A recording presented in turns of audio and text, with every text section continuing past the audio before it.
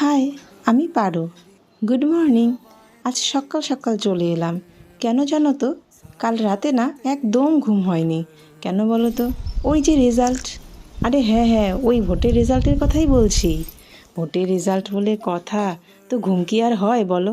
তো সকাল সকাল উঠে বিছানাটা গুছিয়ে ছেলেকে নিয়ে একটু বাইরেটা দেখছিলাম, বেশ ভালোই লাগছিল।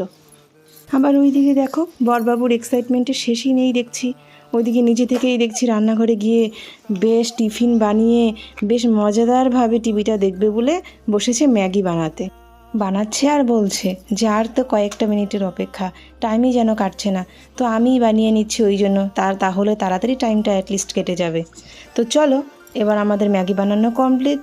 ম্যাগি, মুড়ি, চা একসাথে বেশ জমিয়ে খাওয়া যায়, আর সাথে তো রেজাল্টের অপেক্ষা আছেই। তো চলো, তোমাদের সবার চোখ টিভিতে, তো চলো রেজাল্ট কি হয় দেখা যাক। টাটা।